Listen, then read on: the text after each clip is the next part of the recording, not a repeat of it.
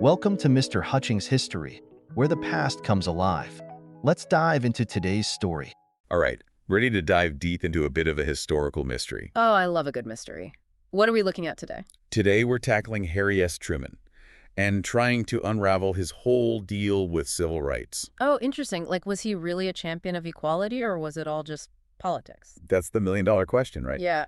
To help us break it down, we're turning to an episode of the Mr. Hutchings History podcast called 108, Truman and Civil Rights, 1945-1953. A Step Forward, or Political Calculus. That title already has me thinking. Right. It sets up this tension between idealism and pragmatism that I think we're going to see play out. It's like trying to figure out what was really going on in Truman's head, right? Exactly. And let's not forget the historical backdrop here. Truman takes over after FDR dies in 45. Right. The world's a mess, the Cold War is brewing, and the civil rights movement is gaining serious momentum. Talk about a pressure cooker. So how does Truman handle all this? Well, he comes out swinging in 1947 with his Committee on Civil Rights. Okay. They released this landmark report to secure these rights. I've heard of that, but I'm a little fuzzy on the details. It's basically a full-on condemnation of racial discrimination. It calls for federal action to, actually address this huge problem. Wow. So the government's saying this is wrong, we need to fix this. It's a major turning point, and it sets the tone for Truman's entire presidency. Okay, so what comes next? He doubles down in 48 with these executive orders. Oh, yeah. Like what? Desegregates the armed forces and bans discrimination in federal hiring. Bold move. And remember, this is before the Civil Rights Act. These actions were completely groundbreaking at the time. Yeah, that's true. It really makes you wonder. What's that? Well, on the surface, it seems like Truman is really walking the walk on civil rights, right? But the podcast we're looking at, it hints that there might be more to the story. I see what you mean. Like, were these decisions really all about justice, or was there some political strategy in play, too? Right, because, let's face it, Truman was a politician through and through. He knew how to play the game. Absolutely. And that's what makes this whole thing so fascinating, trying to untangle those motivations, Okay, so where should we start?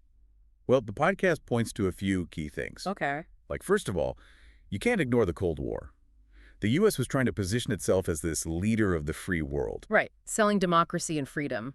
But at the same time, they've got this massive problem with racial inequality back home. Oof, talk about a mixed message. Exactly. And the Soviets were all over this, using America's hypocrisy on racial issues to, make them look bad on the world stage. So tackling civil rights, at least partly, becomes a way to counter that Soviet propaganda. Right. It's like a PR move to bolster America's image abroad. Clever, but also maybe a bit cynical. Okay, so we've got international pressure. Right. What about the situation back home? Was there any domestic political advantage to be gained by pushing for civil rights? Well, this is where things get even more interesting. Okay. The podcast brings up the rising influence of black voters. All right. Especially in those key northern states that could really sway an election. Exactly. And Truman, being the savvy politician that he was well aware of this. Oh, yeah. He knew how to count votes. One of his advisors, Clark Clifford, even said something like, the black vote basically holds the balance of power in presidential elections. Wow, that's a powerful statement. It is. So it seems like Truman was facing pressure from both sides. You've got the Cold War on one hand and the changing political landscape at home on the other. And he's trying to walk this tightrope between doing what's right and doing what's politically expedient. Okay, so it sounds like a combination of factors was nudging Truman toward action on civil rights. A genuine belief in justice, maybe, but also a keen awareness of the political game. And figuring out how much each of those motives contributed to his decisions, well, that's the real challenge, isn't it? I think so. And it's why this whole deep dive is so fascinating, trying to separate the idealism from the pragmatism, the genuine desire for change from the calculated political moves. It's like peeling back the layers of an onion, right? Exactly. Yeah. And I think we've got a lot more layers to go. But let's save that for the next part of our deep dive. Sounds good to me. I'm ready for more. It's funny how each of these different viewpoints, sheds light on a different part of Truman's actions. Oh, yeah. It's like looking at a diamond and turning it to see a different facet sparkle. Okay. I like that analogy. So let's keep turning this diamond, shall we? Sure. We talked about the whole Cold War angle. But what about those who see Truman's actions as just Straight up political maneuvering. Well, some folks argue that Truman was really good at reading the political winds, Mm. you know, Hmm. and he knew that civil rights were becoming a big issue he couldn't just ignore. Right. And remember, this is a time when the black vote was becoming more and more influential, especially in those crucial northern states. Right, those swing states. Exactly. And Truman was a Democrat. Keeping those voters happy was key to winning elections. So some people might say he was just doing what any smart politician would do, appealing to a key voting bloc. Exactly. And you can't deny that Truman had a knack for understanding voters. Yeah. But the question is, was it pure political calculation, or was there some genuine belief in equality mixed in there, too? Right. Because even if he was partly motivated by politics, it doesn't mean his actions didn't have a positive impact, right? Yeah. It's like sometimes good things can happen even if the motives aren't totally pure. That's the whole debate, right? And that's why this topic is so interesting. You know, it forces us to grapple with the complexities of human motivation. Yeah, for sure. Were Truman's executive orders just a cynical way to get votes, or a real step towards fixing a broken system? It's hard to say for sure. I mean, how can you really measure someone's sincerity, especially when they're in a high-pressure job like the presidency? You're right. It's a historical puzzle, and we only have so many pieces to work with. But that's what makes history so fun, right? We try to sift through the evidence and weigh the different sides and try to piece together a story that makes sense.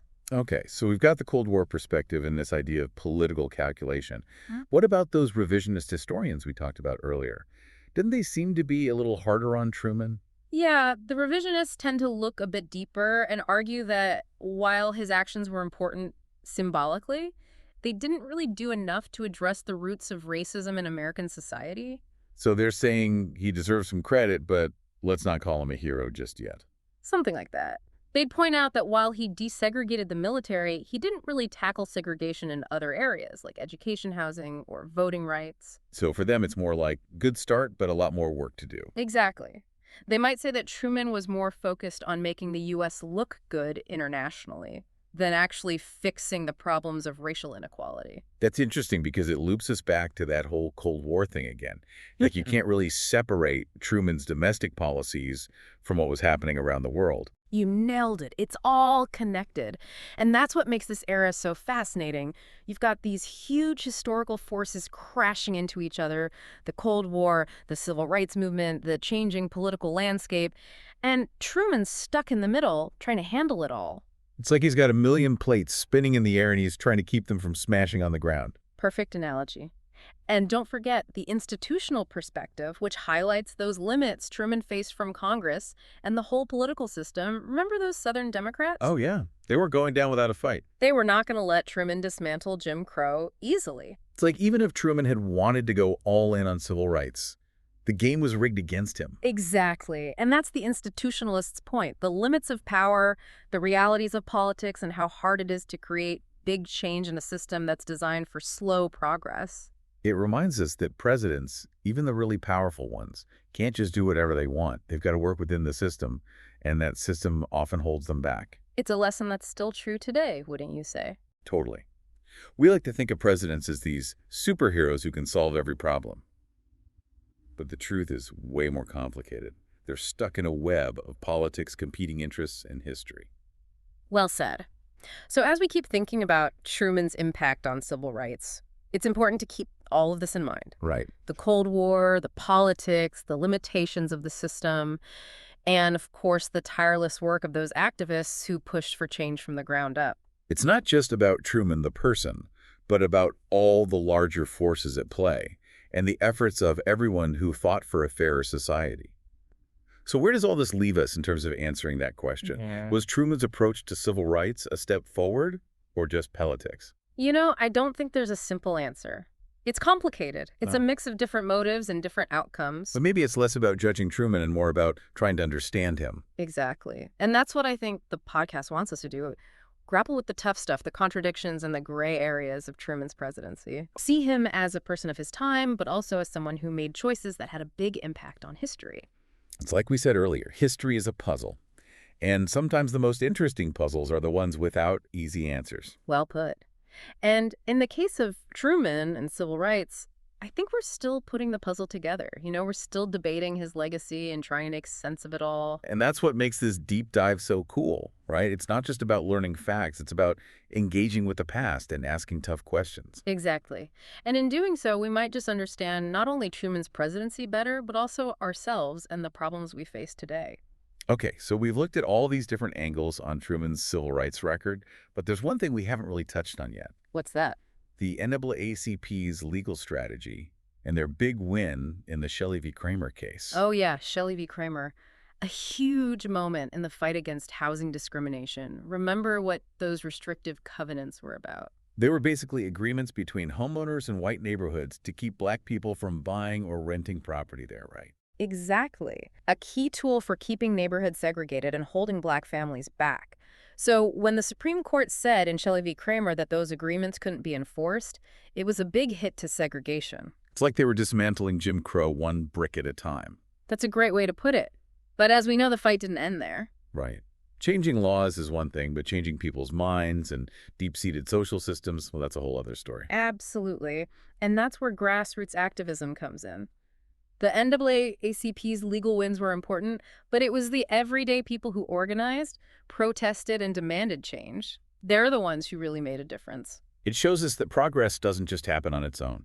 It takes a mix of legal battles, political pressure, and social movements. So true. And as we wrap up this part of our deep dive, it's important to remember that Truman's presidency was just one part of a much bigger story. Right. A story that's still going on today. Yeah, it's a story full of ups and downs and progress and pushback, but it's also a story of courage and resilience and the never-ending fight for justice. And I think that's a great lead-in to the last part of our deep dive, where we'll explore some of the questions and challenges that Truman's legacy still brings up. You know, it's wild how much we've talked about already. I know, right? But I still feel like we've just dipped our toes into this whole Truman and civil rights thing. It just shows how complex and layered this topic is, There's so much to unpack. Right. And that's what I love about these deep dives. It's not about finding all the answers. It's about embracing the messiness of history. Oh, absolutely. Wrestling with those tough questions. One of the big takeaways for me is that history isn't just something that happened in the past. It's still shaping us today. Oh, I like that. Yeah. Tell me more about that. How does Truman's legacy connect to what we're dealing with now? Well, think about some of the big issues we're facing today. Systemic racism, political, divides the struggle for equality. These are all themes that were front and center during Truman's time. So you're saying by understanding how Truman dealt with these problems, we can maybe find some clues for how to handle similar things today. Exactly. Like we talked about the Cold War and how it influenced Truman's civil rights decisions. Well, today we're facing different global challenges like climate change, economic inequality, political instability. And these things are shaping our policies today, just like the Cold War did back then. It's like history is rhyming, not repeating. I love that phrase. And I think it's so important for us to recognize those rhymes, those echoes of the past, so we can make better choices now. Makes sense. But going back to Truman for a sec, we've talked about his motives, the impact of his actions, and how historians view him. But I'm still stuck on this question. How should we judge him? Was he a hero, a pragmatist, a politician just trying to survive? I think it's kind of a trap to try to put historical figures into these neat little categories. Mhm. They were complicated people living in complicated times, and their actions were usually a mix of good intentions, political strategy, and reacting to the pressures of their time. So instead of judging, maybe it's more about understanding. Exactly. And I think that's what this podcast is all about, to wrestle with the complexities and see Truman as a product of his time, but also as someone who made choices that had a huge impact. It's like we said, history is a puzzle, and sometimes the best puzzles are the ones without easy answers. And maybe that's the most valuable lesson here. It's not about having all the answers, but about embracing the mystery of history. So as we wrap up this whole exploration of Truman and civil rights, what are some things you want our listener to think about? Well, first, I think it's so important to remember that the fight for racial justice is far from over. Truman's presidency was just one chapter in a much longer story. Right, a story that's still being written. Exactly.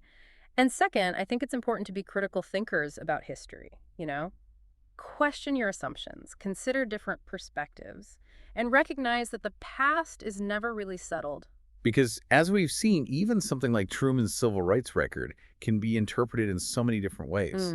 It all depends on who's telling the story and what lens they're using. Exactly. And lastly, I think it's crucial to connect the dots between the past and the present, to see how those historical events and choices are still shaping our world today, and to learn from the past so we can build a better future. That's a great point. It's, like you said earlier, history isn't just a bunch of old stories. It's alive and well and shaping who we are today. Couldn't have said it better myself. So I think we've done a pretty good job of unpacking Truman's complicated legacy and the fight for civil rights. We've explored those different perspectives and the connections between then and now.